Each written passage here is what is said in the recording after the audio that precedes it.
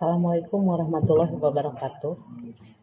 Kita bertemu lagi dengan saya, yaitu Ibu Solihah, sebagai guru pengajar PPKN di kelas 11 SMA Negeri Situraja, Sumedang.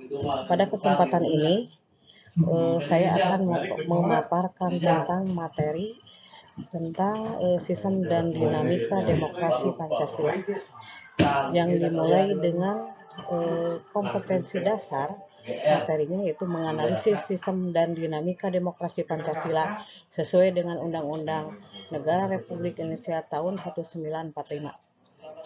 Tujuan pembelajaran dari materi ini yaitu ada 3. Yang pertama, siswa dapat menjelaskan hakikat demokrasi. Kedua, siswa dapat menganalisis pelaksanaan demokrasi di Indonesia. 3, siswa dapat membangun kehidupan yang demokratis di Indonesia. Pada materi kali ini, saya akan membahas satu bahasan, yaitu tentang hakikat demokrasi. Hakikat demokrasi adalah sistem bermasyarakat dan bernegara serta pemerintahan yang memberikan penekanan pada keberadaan kekuasaan di tangan rakyat, baik dalam penyelenggaraan negara maupun pemerintahan. Untuk lebih jelasnya, kita akan membahas yang pertama yaitu makna demokrasi, yang kedua klasifikasi demokrasi, yang ketiga tentang prinsip-prinsip demokrasi. Makna demokrasi yaitu berasal dari kata demokrasi. Berasal dari 2 kata, yaitu berasal dari bahasa Yunani, yaitu berasal dari kata demos yang artinya rakyat, dan kratos atau kratein artinya pemerintahan. Sehingga demokrasi dapat diartikan sebagai pemerintahan rakyat. Menurut Abraham Lincoln, bahwa demokrasi is governmental from the people, by the people, and for the people. Atau bisa diartikan dengan demokrasi itu adalah suatu sistem pemerintahan dari rakyat, oleh rakyat, dan untuk rakyat. Yang kedua yaitu klasifikasi dari demokrasi. Ada 3. Yang pertama berdasarkan titik beratnya. Yang pertama ada demokrasi formal, yang kedua demokrasi material, yang ketiga demokrasi gabungan. Yang kedua berdasarkan ideologinya. Ada demokrasi konstitusional atau liberal, yang kedua demokrasi rakyat atau proletar, dan yang ketiga berdasarkan proses penyaluran kehendak rakyat. Yang pertama ada demokrasi langsung dan demokrasi tidak langsung.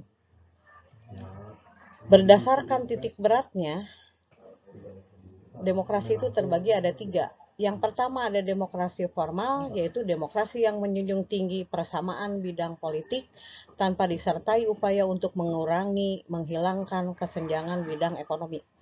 Kedua, demokrasi material, yaitu demokrasi yang menitikberatkan upaya menghilangkan perbedaan bidang ekonomi, persamaan bidang politik kurang diperhatikan bahkan dihilangkan. Yang ketiga, demokrasi gabungan, yaitu demokrasi yang mengambil kebaikan dan menghilangkan keburukan dari demokrasi formal dan demokrasi material. Berdasarkan ideologinya, yaitu demokrasi ada 2, yaitu demokrasi konstitusional atau liberal, yaitu demokrasi yang didasarkan kebebasan individualisme.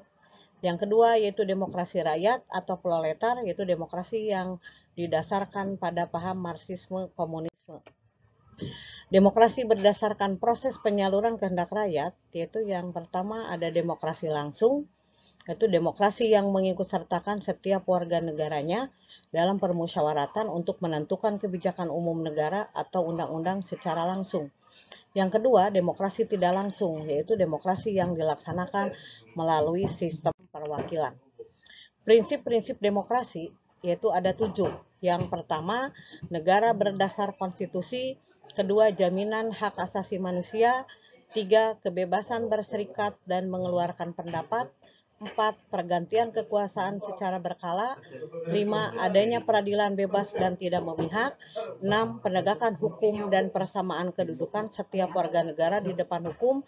7, jaminan kebebasan pers. Demikianlah materi dari sistem dan dinamika demokrasi. Billahi taufiq wal hidayah. Assalamualaikum warahmatullahi wabarakatuh.